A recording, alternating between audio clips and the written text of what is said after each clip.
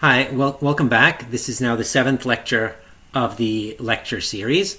I got another emailed question, I believe, from the same Hotmail account, and the question was, do I always wear a tie even when I'm in my own house? The answer is no, I don't always wear a tie when I'm in my own house. But I do always wear a tie when I lecture, and I thought that there's no particular reason why coronavirus should change that. Okay, so this lecture is going to be on Feynman theory of superfluid helium. Actually, I said at the end of the last lecture that I would then do some example problems from an exam. I promise I will do that exam problem later in the course, but I think I'm going to push it off a couple lectures into the future, so we'll do the exam problem later on. But this lecture will cover only Feynman theory of superfluid helium. Now, in the 1950s, Feynman wrote a number of extremely influential papers on superfluid helium. As I mentioned before, he predicted the superfluid vortices, for example. And one of the problems with reading papers by Feynman is Feynman's particular method for solving problems. It always seems to be the same, and this is a joke due to Murray Gell-Mann, which is that Feynman's method for solving problems has 3 steps. The first step is you write down the problem. The second step is you think very hard, and the third step is that you write down the solution.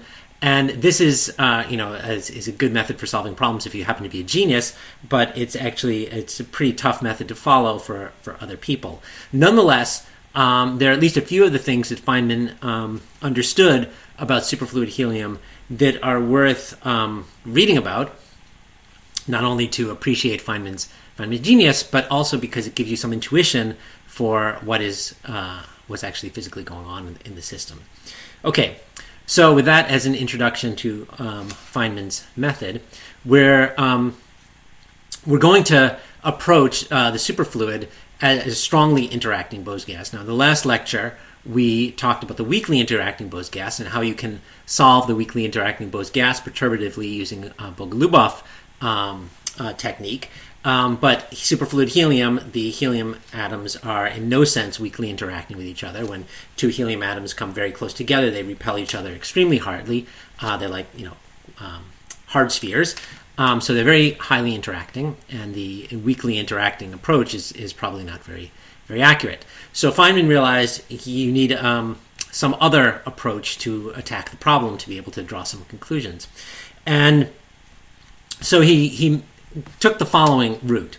He said, let's start with, step one here is, let's assume there's a ground state wave function. Well, there's going to be a ground state wave function, but let's assume we knew it. We'll call it phi, maybe phi naught, for ground state of R1 through Rn, of the positions of the particles. What do we know about it already? Well, it's a bosonic wave function, so it's symmetric under interchange. Maybe I'll write that out here. It's symmetric under interchange of particles, and it has some correlations built into it. It's correlated, and the correlations are to make the bosonic particles avoid each other, because if the bosonic particles went to the same point, it would be very, very high energy because the particles repel each other very strongly. But it's also something that's complicated, and we don't generally it's complicated, and we don't generally know how to write it down. The details of this wave function. Although we'll just call it phi naught, and we'll pretend we knew what it was. So if we pretend we knew what this wave function was, we can write a wave function having superflow in a very easy way. So we can create flow for this wave function. This is basically just by Galilean transformation. We'll write now a flowing wave function of R1 through Rn.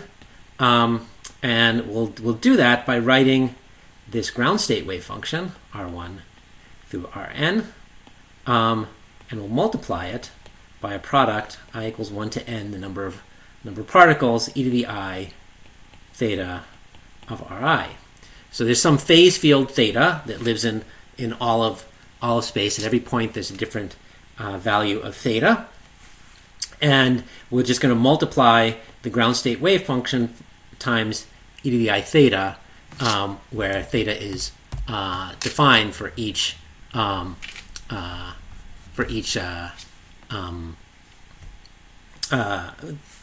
you get a factor of e to the I theta for each particle position. Now we can just check that this addition of this phase field here, or multiplication by these phase fields, does indeed create superfluid flow. So we'll do that by calculating the current of the wave function, and we'll do that by, well, we know how to calculate currents from wave functions. It's wave function star times the momentum operator, total momentum operator times psi, and then minus p operator on psi star times psi. And here the momentum operator is the sum of the momenta of all the, draw that better, nicer h bar times the gradient, the sum of the momenta of each of the additional particles. This is I, well, let's call it sum over j particles, j, so it doesn't get confused with I, the square root of minus 1. So this I is square root of minus 1, and this is sum over particle types. Okay? All right. Then it's very easy to derive from this expression that if the current in the ground state, so it's called J in phi naught, is 0, then we can derive just by plugging in to this equation and differentiating this this phase upstairs. Then we get that the current in the flowing state, J in the wave function big psi here, is then going to be h bar times the density of the system times the gradient of the phase field, where n here is the density. Okay. All right. So this is a superflow. It's just Galilean transformation of the system. But we're now going to be interested in asking what excitations can we make that are not superflow? What are the other excitations of the system which don't have anything to do with this Galilean transformation, and don't have anything to do with the idea of superflow? Well, the claim that Feynman made, and we'll try to back up this claim in many ways, and Feynman actually writes long papers backing up this claim in much more detail, but I'll give the main pieces of the argument. So in the absence of superflow,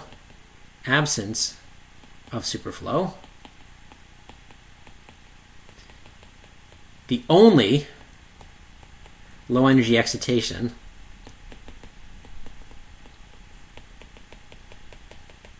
are phonons, or compression waves, are phonons,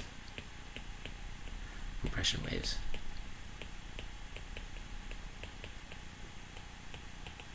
The regular sound waves. So what's a phonon look like?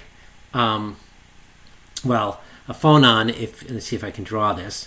So there's going to be some particles at some random positions.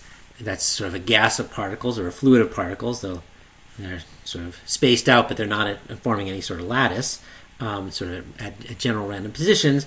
But then there's some wavelength, make a wavelength like this, and or maybe make this half a wavelength from here to here, a full wave. So this is lambda over 2, and here's another lambda over 2. And the density over here will be approximately the same, will be exactly the same as the density way over here. Down like there. So, okay, so a full wavelength away, you have the same density over here as you have over here, but in between, the density gets a little bit higher. So, so this is higher density in this area, and then as you get the full wavelength away, it's now lower density. So if you plotted the density as a function of position, so density as a function of x here, it would look like low, high, low. Okay, and it would keep going periodically, and that's what we think of as a sound wave or a compression wave. Now, this statement that in the absence of superflow, the only low energy excitations are phonons or compression waves. This statement might not sound surprising to you, but we certainly know cases that aren't like this. I mean, we know there's going to be phonons, that any system that's has any elasticity or compressibility to it will have sound waves. But there are systems where there are other low energy excitations. So contrast this to fermions, and we'll discuss fermions later on in the course. And fermions, you have a non-interacting fermions. You have a Fermi C, like this. This is momentum, and you fill up the Fermi C, a ball, in the ground state, and then you can make low energy excitations, which are not sound waves, which involve taking a single particle out of the Fermi C and above the Fermi C, leaving a hole behind under the Fermi C, and bringing the particle. Let's see if I can draw that a little better. Always trying to draw it a little better. Okay, so we put a hole here and make a electron there. Okay, so we can, if we have a Fermi system or an electron gas or something like that, you can take a particle out of the Fermi C and excite it above the Fermi C. You can do this at arbitrarily low energy, and it is not a sound wave. Okay, so the statement about the Bose gas is that there are no such excitations that look like Fermi excitations, that look like single particles. The only excitations are these collective modes, which we call sound waves. Okay, now let's try to justify that argument that the only low energy excitations are sound waves. Now Feynman goes through a lot of very long arguments trying to eliminate the possibility of other types of excitations that could be there. I'm going to go through some of the main points of his argument, and hopefully it will be sufficiently convincing, although not 100% convincing, with only sort of this abbreviated version of his arguments. So, point 1, maybe it's called point 1.1, is that without superflow,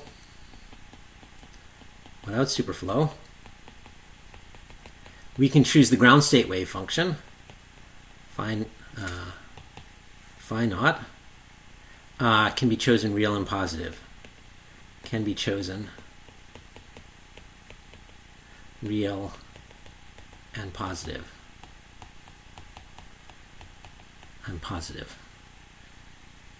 So an ion walks into a bar, like an atom without an electron, and the ion goes up to the bartender and he says, "I think I lost an electron." And the bartender says, "Are you sure?" And he says, "Yeah, I'm positive." Get it? Gosh, I love being able to tell jokes and no one can stop me. Okay. Anyway, so let's try to argue why it is that we can choose the ground state wave function real and positive. So the energy of the system is going to be phi naught Hamiltonian phi naught. Let's write out that energy in some detail. Everything here in Feynman theory is done in first quantized notation. It's kind of interesting. I mean, Feynman, you think of Feynman as being the person who invented quantum field theory or quantum electrodynamics, but in fact all of his arguments here are done in first quantized notation. He doesn't use second quantization at all for this type of argument. Incidentally, a lot of people felt that Feynman was entitled to a Nobel Prize for his work on superfluid helium, along with Landau, but actually he won the Nobel Prize for quantum electrodynamics instead. At least he got one. I mean, I think the Nobel Committee often does that once you have one, they figure you're good, you don't need another. Although prizes have been given twice to 4 people have been deemed worthy of earning it twice. Okay, so we'll write down the the energy of the wave function, and I'll write it down in first quantized notation. So it's going to be sum over particles I gradient of phi r1 through rn squared. That's the kinetic term. I did an integration by parts so that it's so instead of phi del squared phi, it's just del phi all squared. And then there's an interaction term plus 1/2 sum over I not equal to j u of ri minus rj, and then phi naught squared. Okay,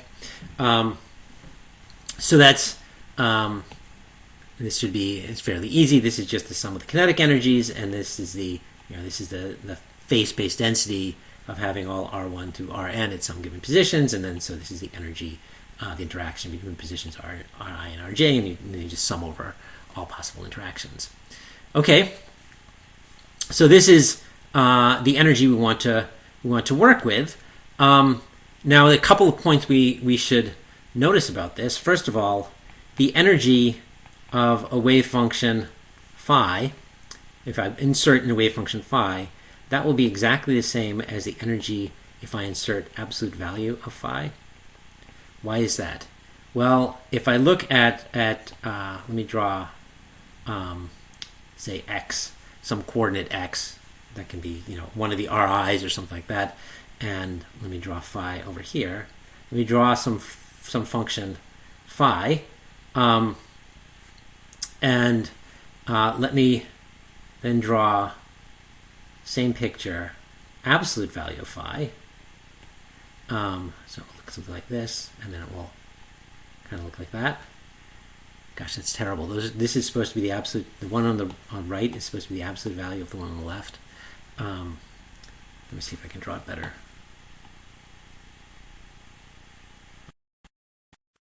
Okay. Try to draw this a little bit better. Okay, and all right. So you'll have to believe me that this thing is the absolute value of this. So you'll notice that the gradient of phi in the left picture and the right picture are the same. They're exactly the same, except for a set of measure 0 right at this point here, right at this point where it hits exactly 0. And when you do the integral, that set of measure 0 doesn't contribute to the integral. And further, if you look at the interaction term here, well, the interaction term only cares about phi squared anyway, so it's going to be exactly the same for the left and the right picture. Okay, so the total energy here would be the same if you take the absolute value instead of taking the wave function to have both signs. Now, this tells you that the wave function can always be taken to be non-negative, but how do we know that it can always be taken positive? That's what I claimed. I claimed that the wave function can be taken to be real and strictly positive. So how do I convince you of that? Well, let's imagine we have a picture like we have over here on the right, where we have some wave function who's as a function of some coordinate x, and it hits 0 in a cusp like that. Well, the claim is that you can always lower the energy by smoothing this cusp out a little bit until it looks like this. Okay. Again, terrible drawing. It's supposed to be exactly the same picture, but just smoothed out at that cusp. Okay. So why is that true? So let's say this distance over which you smooth it, we'll call it delta, and this height, therefore, is going to be some slope, let's call it phi prime, times delta. So the reduction of the kinetic energy, that you're going to get a reduction of the kinetic energy for smoothing that cusp, for reducing the derivative over some region. So by reducing the derivative, so here we reduce the derivative over this region, and when you reduce the derivative, you reduce the kinetic energy. So the reduction of the kinetic energy, reduction of Ke, is going to be, well, h bar squared over 2m, and then it will be some sort of integral from minus delta to delta in the x direction. So we're going to integrate in the x direction from here to here, and dx, and then it will be phi prime squared, that we're sort of reducing we're smoothing this derivative here by we're reducing this derivative down to approximately 0. So we'll approximate this as h bar squared over 2m phi prime squared times delta. On the other hand, we might, by changing the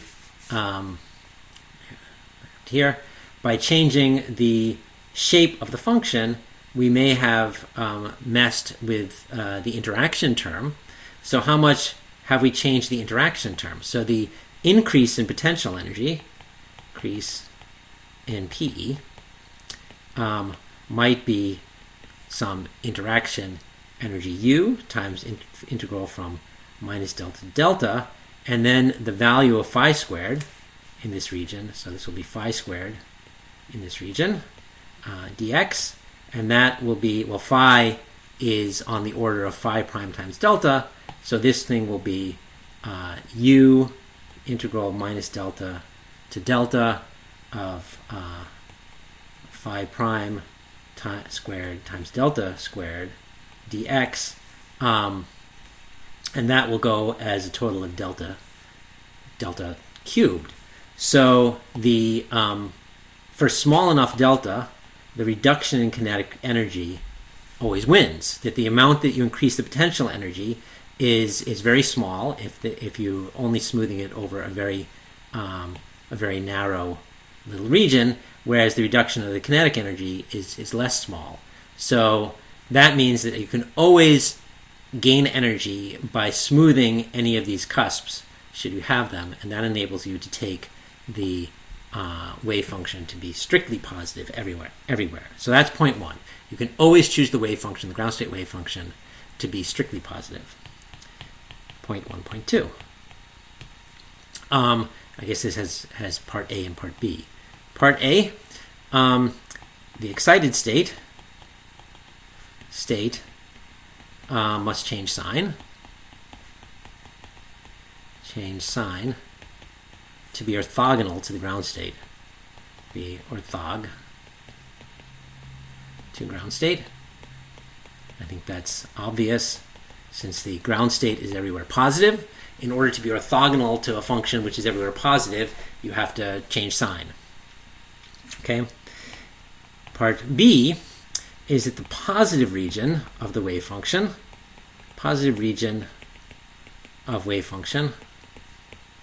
must be quote far from the negative region. What do I mean by this? Well, the problem is that okay, it's hard to draw this in many dimensions, but let's just do a simple particle in a box problem. So with a particle in a box, you have there's our box. Here's our wave function, our ground state wave function, kind of like this, ground state. It's everywhere positive except at the boundaries. And then let's try to draw the first excited state. Okay, so here, draw the box again, like that. Okay, and then the first excited state looks kind of like this. Okay, so it's positive here and negative here. And the most positive point is way over here, and the most negative point is way over here. Why did I not put them closer together? Well, if I put the positive point and the negative point closer together, then you have a large gradient in the wave function in between. And when you have a large gradient, you then get a large kinetic energy, and that would make the energy high. So if I'm trying to find a low energy excitation, I need to keep the positive regions as far as possible from the negative regions. Okay, so that's the second point. Now let's try to ask, what does that mean for helium? So what does far mean? What does far mean for helium, for a Bose fluid? Okay, so here we have a Bose fluid with our particles at some random positions forming some fluid, and in a big tank, and we'd like to move that configuration to a configuration that is far away. And you might say, well, how would I do that? Let's take each particle and move them. Actually, let's make a copy of this because I want to do this again. So copy. I'm going to do it over here. Paste. Okay, I have 2 copies of this. So let's imagine moving each particle a very long distance. Like maybe this one goes way over here, this one goes way over here, this one goes, I don't know, here, this one goes here, this one goes here, this one goes here, something like that, okay? Okay, maybe this goes over here. So each particle moves a very, very long distance from where he started. But you have to remember that these are bosons and they're indistinguishable from each other. So you can get to the final configuration by moving each particle just a little bit. So for example, with this particle here, well, I thought I moved him way over here, but some other particle got moved here. So instead, over on the right, I'm going to do this motion. I'm just going to move this particle just a little bit over here. And then, I thought I moved, let's find another one. So I thought I moved this particle really far from where he started, but to over here. But in fact, and he landed way over here. But in fact, I could have gotten there by just moving this guy a little bit. So in fact, if I have any motion which keeps the density rather fixed, particles don't move very far from where they start. So any motion which leaves density fixed,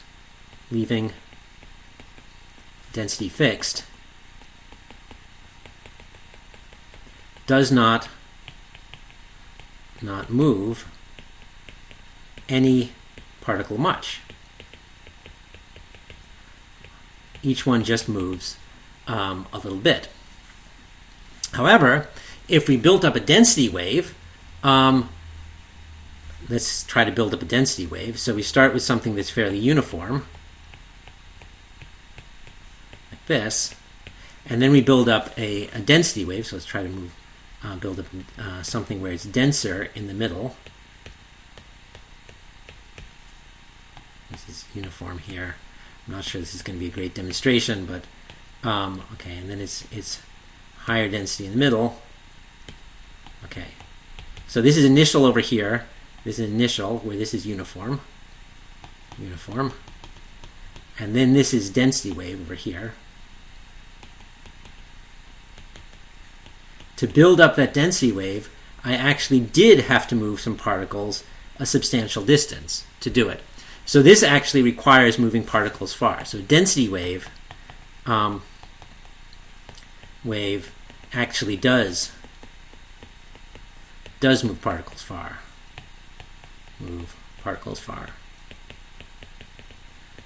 And in a way that can't be removed just by their indistinguishability.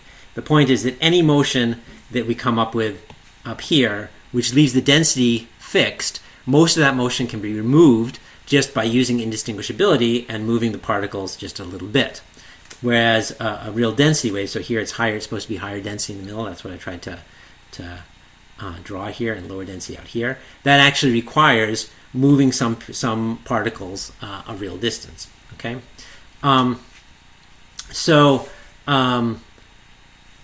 we might imagine that a wave function in which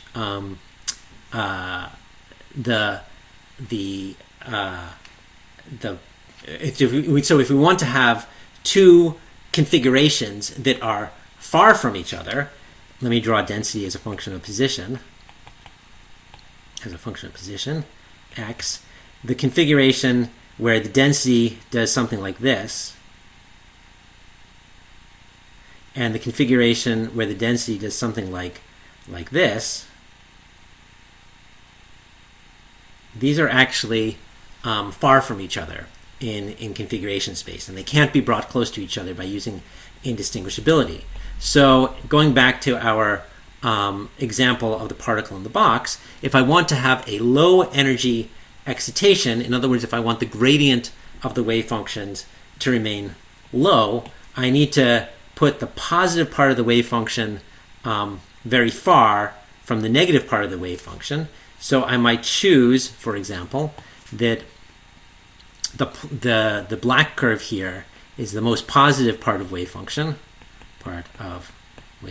and the blue curve might be the most negative, most minus part of wave function. Okay, remember that the wave function is a function of the configuration of the atoms. Okay, all right.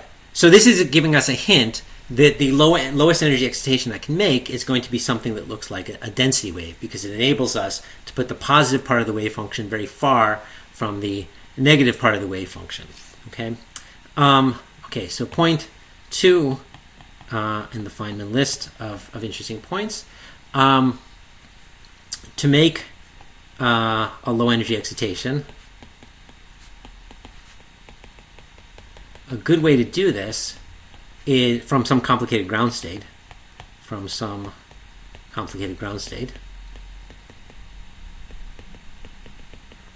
Ground state. A good way to do this is to change a single quantum number.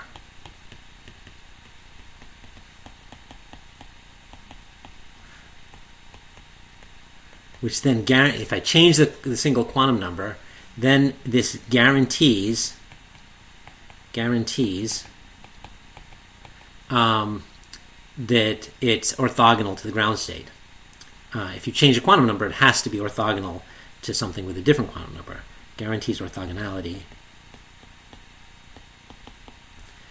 to ground state, and it leaves everything else, presumably everything else unchanged. And that's important because the initial wave function, the complicated ground state, had some good correlations built into it. We don't know what they are. It's some really complicated correlations. But whatever it is, it's good. And we don't want to ruin those really good correlations. And so the idea is we are going to alter the ground state as little as possible, but make it orthogonal to the original ground state, such that we can have something which is orthogonal to the ground state, but still has a lot of the nice correlations built into it. So an example of this, doing this in a bit more detail, what we mean is we have a ground state, which we'll write as phi naught. I guess we did that.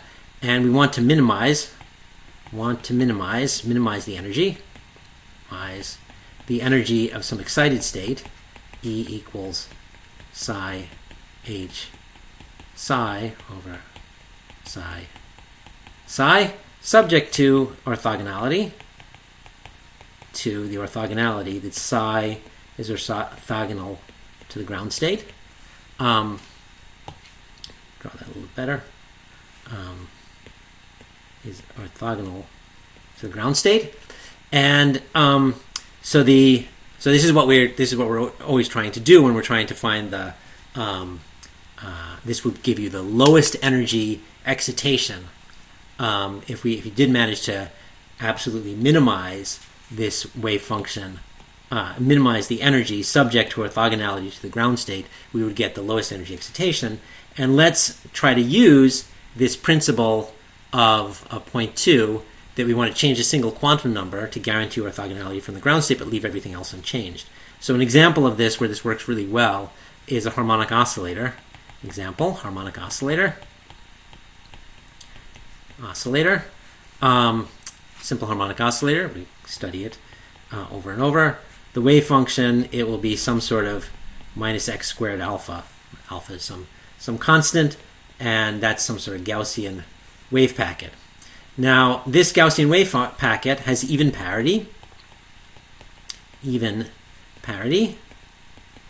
And we can find a wave function that's orthogonal to this, for sure orthogonal to this, if we just write down something that has odd parity. So anything with odd parity is definitely going to be orthogonal to this, and it will satisfy the orthogonality condition. So let's just change this one quantum number, leave everything else the same, by converting this ground state wave function into a wave function with odd parity. So the simplest way to turn this thing into this Gaussian into a function of odd parity is to try the wave function psi, which is x times e to the minus x squared alpha. And that wave function now looks something like this, right? Okay, kind of like that. It has odd parity now around the center. It's antisymmetric. God, I'm terrible at drawing. You know, I'm still terrible at drawing. If you asked me to draw like a dog, you would get something that was, you know, vaguely looked like had 4 legs, and that was about as good as I can do. I don't know why I'm so bad at drawing, but I am terrible at it.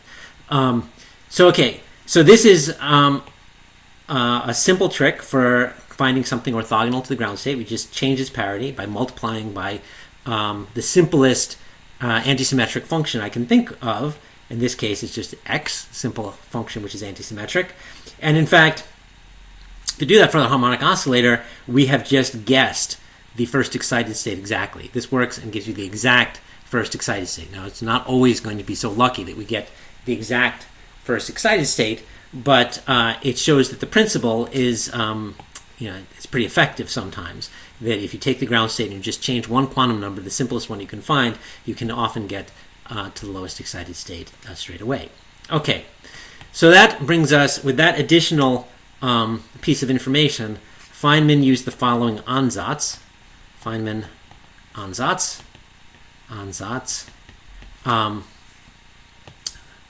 Guess that the wave function with momentum k, as compared to the ground state, which has momentum 0, will be 1 over the square root of n. That's just a normalization. The density operator at momentum k times the original ground state. Okay, let's write out what the density operator is. The density operator at momentum k, in first quantized notation, sum over particles j, e to the I, k, r, k dot r sub j. So it's the sum of e to the I, k dot r for all the particles, and that will also be rho minus k dagger, if we want that. And this is the Fourier transform. Another way of writing this is the Fourier transform of the rho of r operator, where if we want to work in the, various ways we can write where the rho of r operator is the usual density. We can write that in second quantized form, psi dagger of r, psi of r, where these are operators, or in first quantized form, sum over j, a delta function at the position of each particle j. Okay, so this is our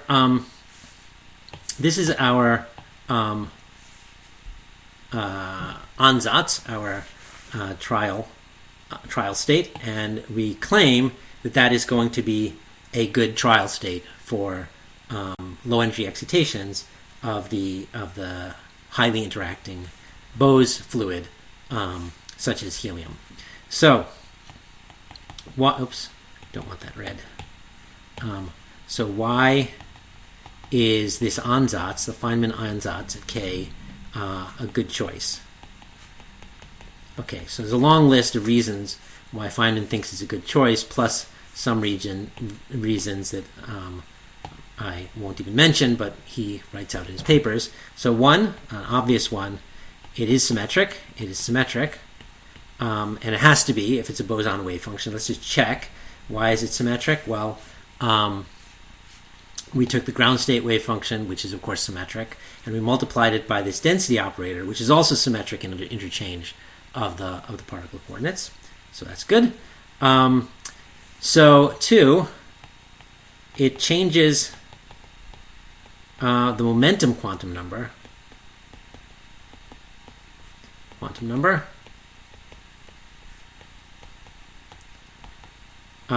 As we just discussed, such that it is orthogonal to the ground state. It's guaranteed to be orthogonal to the ground state because it has a different momentum than the ground state does. Okay, it has total momentum of k, not 0. So that's good. So that's following this principle that you can, if you change one quantum number, leave everything else the same, you will have a natural low energy excitation, leaving all the good correlations that you already had. You know, the wave function is multiplying the ground state wave function. There's lots of good correlations built into this ground state wave function, and we're not destroying many of them. Okay, we're leaving as much of it unchanged as we can. So 3, at small k, rho k is a fairly smooth function. Smooth, so it doesn't destroy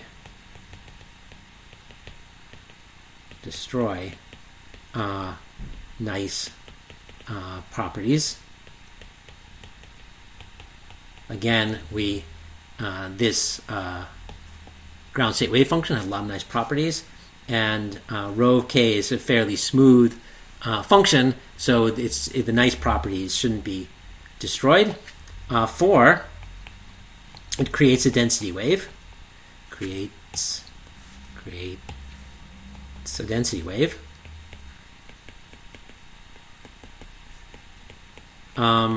Where the most positive, most plus, and most minus are far apart.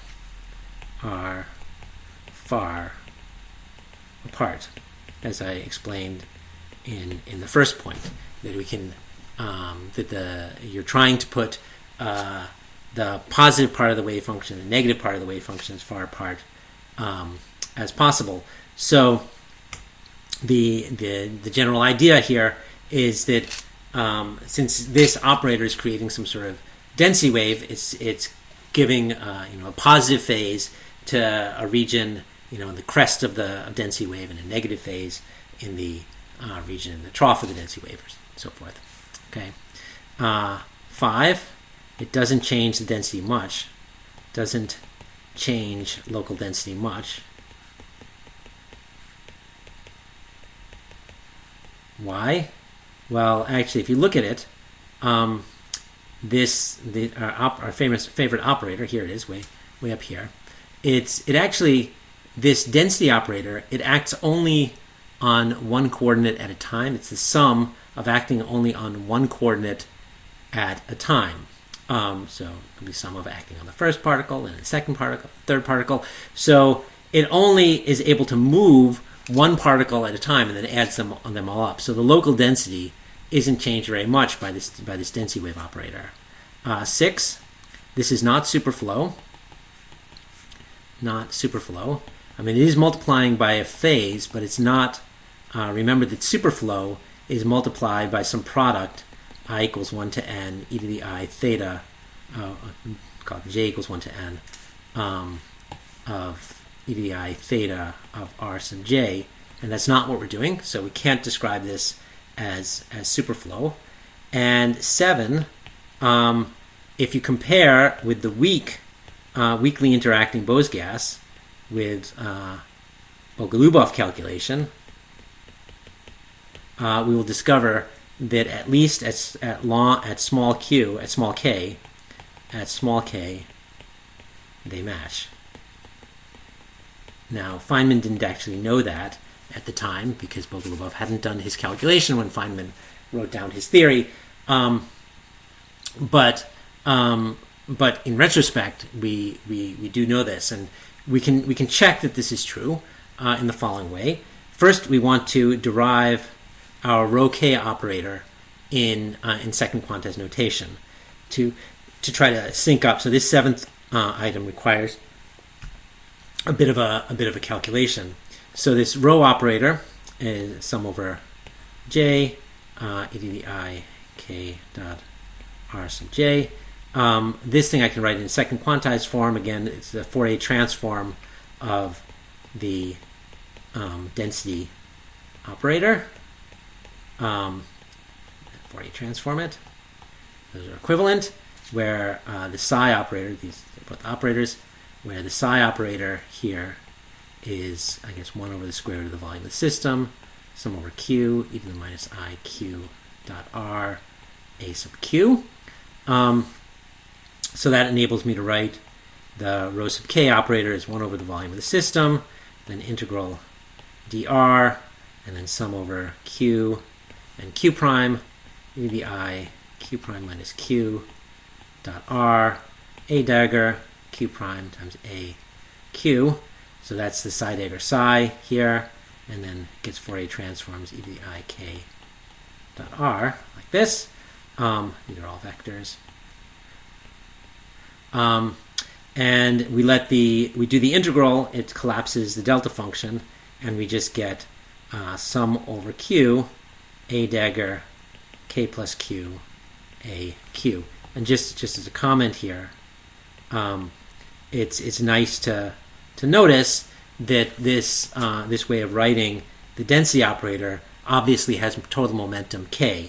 It destroys a particle with momentum q and then puts something back with momentum k plus q. Okay. Now, recall for weakly interacting Bose gas, weak int Bose gas, the way we solved the problem was by setting A0 and A dagger 0 to be big. We'll let them be go to square root of n0, and we just expand everything in powers of n naught, where n naught is large. So we look for the things with the largest number of factors of square root of n naught, and we keep those and throw out everything else. So that tells me that rho sub k is square root of n naught times a dagger sub k plus a sub k. Right? I mean, either the first term here can be either q can be 0 here, or k plus q can be 0. So we get a dagger k plus a sub k. A sub minus k. So it either creates either creates a particle at momentum k or destroys a particle at momentum minus k. Now, right.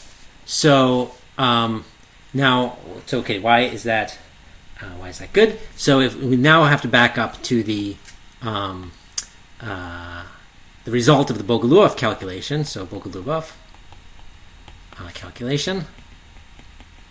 Recall we had E equals the total energy, or the Hamiltonian is, well, let's just write it as a Hamiltonian. The effective Hamiltonian is a constant, which we throw out, sum over k, E sub k, B dagger k, bk, where the bk's were the Bogoliubons. So the EKs are the Bogoliubons. Well, for small k, they're un over m h bar absolute k, and then plus dot dot dot dot dot. And for small k, one can work out that b dagger k is actually a dagger k plus a minus k. Okay, so the lowest energy excitation of the ground state at some momentum k is applying a dagger k plus a minus k to the ground state, and that's exactly what Feynman conjectured here. Multiply the ground state by the density operator, and the density operator matches up with the Bogoliubov operator as well, at least for small k. This is not true at larger k. At larger k, there will be some corrections to the Bogoliubov operator compared to the the density operators, and then they'll start to disagree with each other. But at least for a small enough k, one can. This is sort of a nice exercise to check that at small k the Bogoliubov operator is proportional to, maybe this is probably a coefficient here which I've gotten wrong, so let's call it proportional to a dagger k plus a minus k, and that's also what the density operator is at small k. So we have this list of 7 conditions, of which the last condition, here it was, that we compared our, with Bogoliubov's theory, Feynman's ansatz for what the low energy excitations are. Let's just write the ansatz again. The ansatz is psi sub k is 1 over square root of n. That's just a normalization. Rho k hat. This is an operator on phi naught. Maybe I should have given all the rows hats because they're all operators. I haven't been doing it so far, so let me just leave it off. Rho is an operator. I just didn't write the hats. Okay. All right. So, how does this help us? Well, we have the Feynman ansatz here for proposing what the low energy excitation is for superfluid helium, for a highly interacting Bose fluid. But it kind of looks like this isn't going to help us so much. I'll write that again. Psi sub k. So it kind of looks like this is not going to help us so much because we don't know what phi naught is. I mean, it's the ground state wave function, but we don't know that much about it. But the amazing thing is that, in fact, you can still make progress even without knowing the details of what the ground state wave function actually is. So let's write let's say the energy of this Feynman ansatz excitation is E sub k, and we'll write the excitation, I'll call the excitation energy delta, that's E sub k minus the ground state energy E sub 0, and we'll write out an expression for that. It will be psi sub k, the proposed excitation wave function, divided by psi sub k. Even with this factor of 1 over square root of n, this wave function is not, the Feynman ansatz is not properly normalized, so we have to put the denominator down here to normalize it. And let's call we have 2 pieces here we have to calculate. One is the top, we'll call it f of k, and the bottom we'll call s of k, and we'll attack them one at a time. Okay? So first we'll start with the bottom, the denominator, s of k. That is going to be, well, psi sub k, and I can plug in the Feynman ansatz for psi sub k. We'll get 1 over n, that's from the prefactors of square root of n multiplied together. We'll have phi naught, and then psi dagger of k, psi of k, phi naught. And this quantity here, although you may not recognize it immediately, this thing is the structure factor for the helium structure factor, which is what is directly measured by X-ray and neutron scattering. Now, if you studied X-ray and neutron scattering in your previous solid state courses, you probably have heard the word structure factor before, and this is very similar to that. It's slightly different possibly than from how it was defined before, so let's be a little bit careful about what we mean. So here we have rho of k is sum over j e to the I k dot r sub j, and rho dagger of k would be the same thing but with a minus sign upstairs, minus I r k r sub j, and so we'll write s of k is then 1 over number of particles in the system. Phi naught, we can write this as sum over j, sum over j prime, e to the minus I k dot r sub j, e to the plus I k dot r j prime on phi naught like this. And that then can be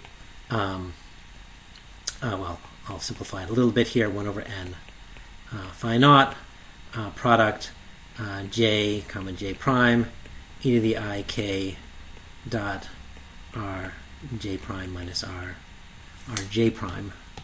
The prime is on the j minus r sub j times phi naught.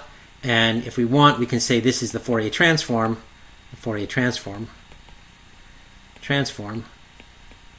of the expectation of sum over ij delta function of r minus rj. Let's call j and j prime here.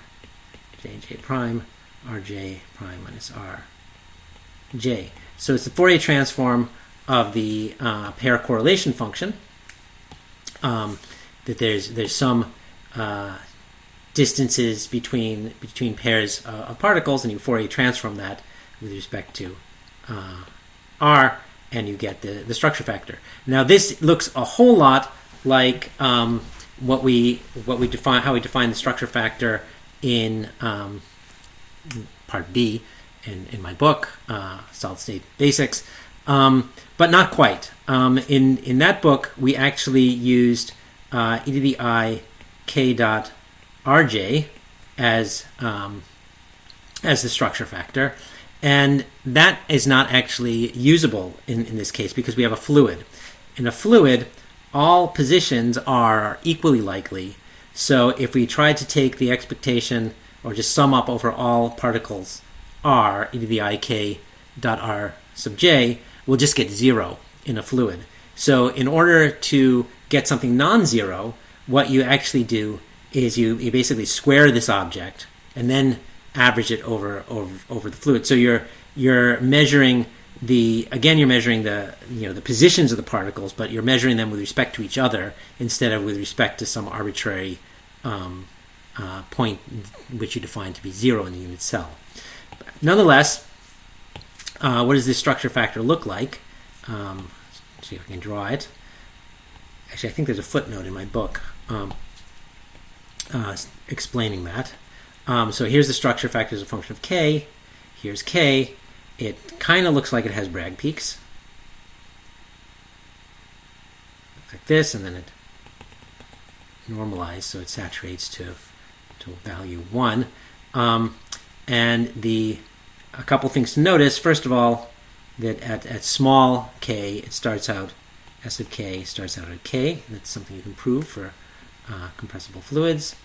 And this peak occurs at approximately 2 pi over the spacing between atoms. So A is approximately the spacing between atoms. And this, it basically looks like a Bragg peak in a crystal. And as if you pressurize a fluid, so this is what it would look like for any fluid. And as you pressurize a fluid and get it closer and closer and closer to being a crystal, this peak gets taller and taller and taller. And then when it finally crystallizes, it becomes an infinitely tall, a real Bragg peak. Okay, but in a fluid, it's not perfectly well defined. It's broadened somewhat, but otherwise, it's the same kind of physics. Okay, so this structure factor is something that you actually do measure in neutron scattering. So it's known very well for superfluid helium, and at typical temperatures and pressures, the spacing between atoms is something like 2 angstroms. Is that right? Yeah, 2 angstroms in. 2 angstroms in. Sorry, keep looking at my notes down there. So the momentum is 2 angstroms inverse. So this momentum of the peak, 2 pi over a equals 2 angstroms inverse. Angstrom, not angstrom. Okay, so this is so now we have the denominator that we're interested in. If we go all the way back up to the top here, we have now we've proposed our Feynman ansatz up here. We have calculated the denominator, but the thing we haven't calculated is the numerator. So let's see if we can handle that. Let me rewrite the expression for the numerator. F of k is going to be 1 over n. It's doing the same thing here. well, and let me write out and how we defined it above. We wrote it as psi sub k h minus E naught psi sub k. We'll plug in the form, the ansatz for psi sub k. It's phi naught, the ground state. And then we have rho k dagger. We have h minus E naught. We have rho k and phi naught over here. And then let's divide this up into its two pieces. So this will be 1 over n. Then we have phi naught. Then we have rho k dagger h rho k times phi naught. That's the first term. And then we'll subtract from that phi naught rho dagger. Well, it would be E naught should be in here. So I could just write E naught here. But E naught is a scalar, so I could just bring it outside.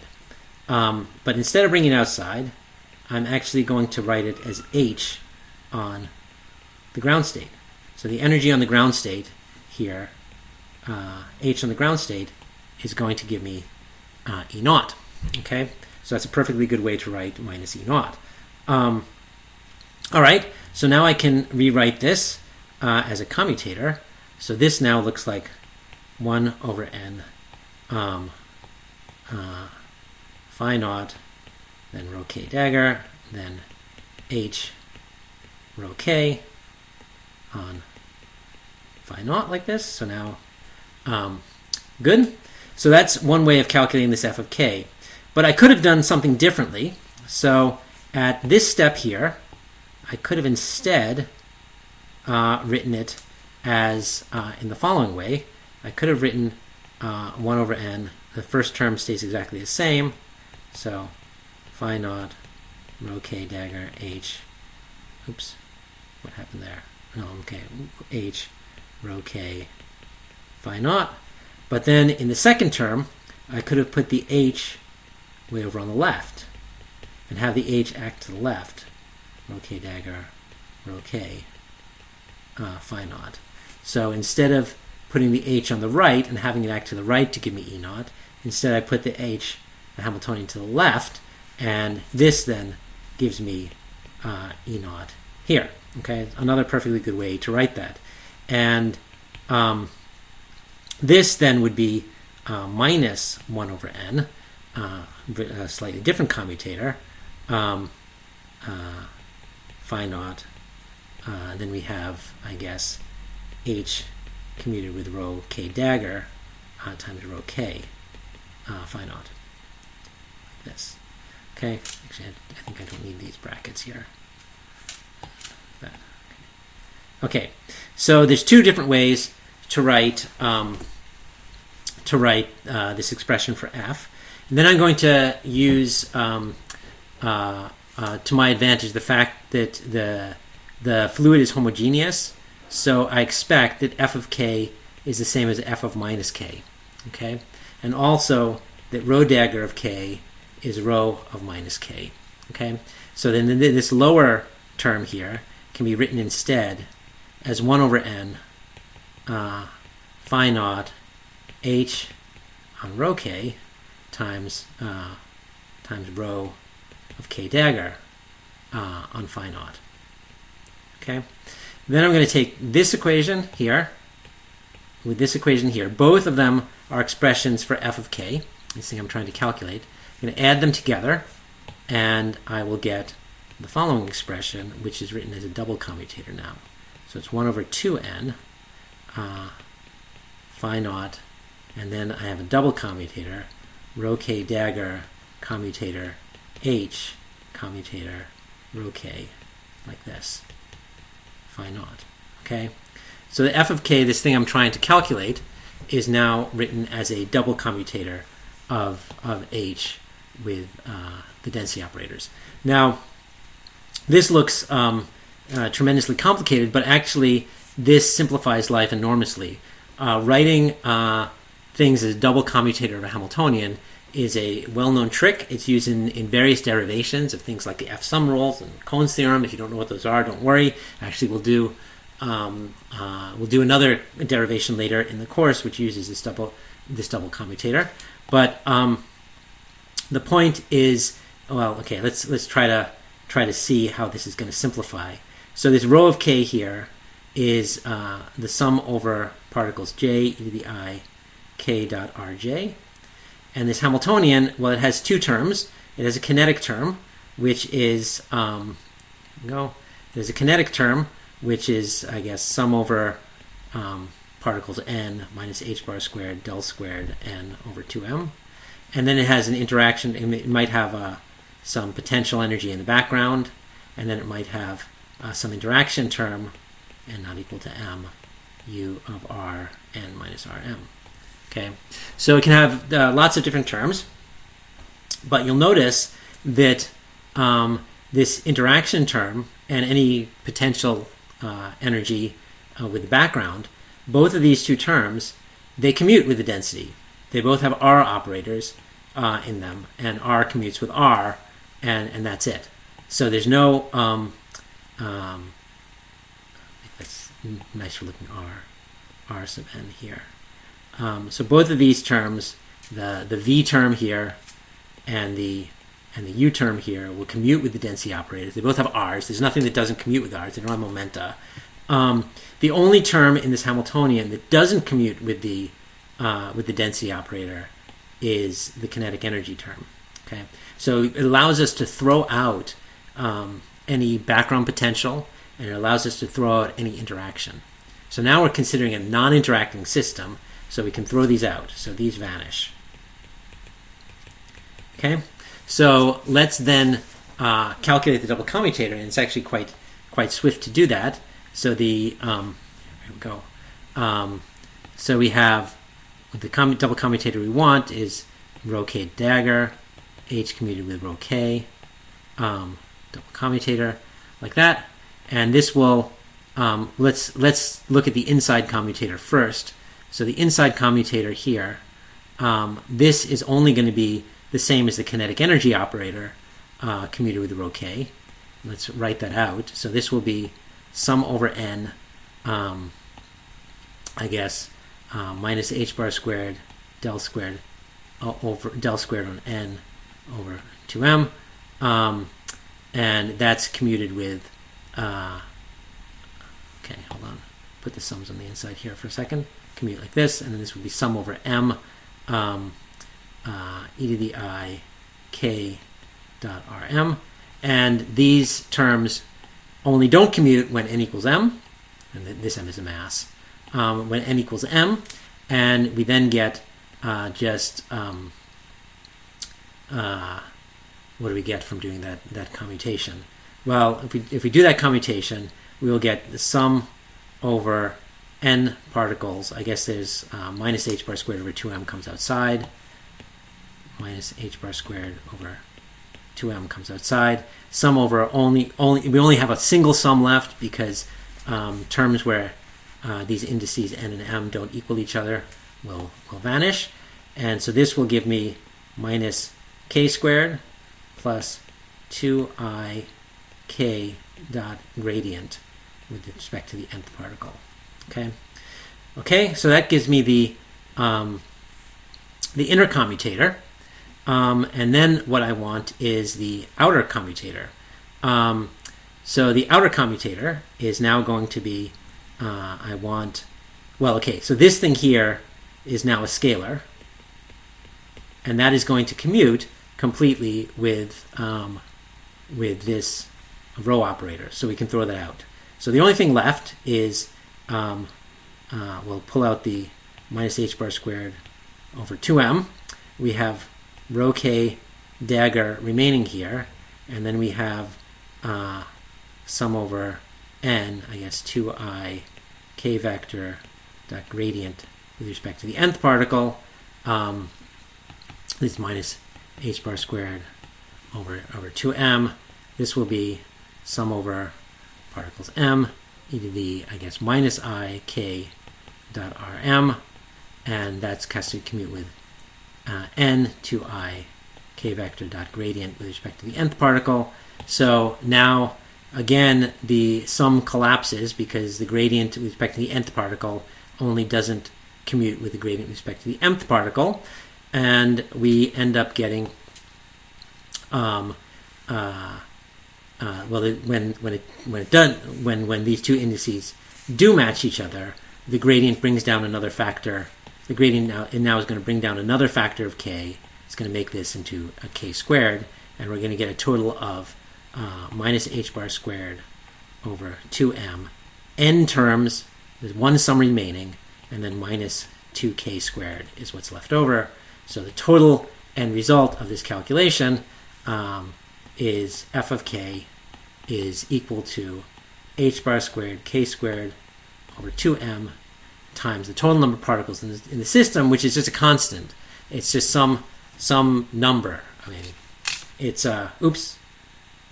I then have to divide by the n. Where's the n? Where's the n? There he is. Sorry. Have to divide by this n. This 2n here. So the final result, sorry, has to divide by the n and divide by the 2 is still left there. These 2's canceled. This 2 here canceled with this 2 here. But then there was, way back in the definition, there was one more 2 up here. So this is the final result that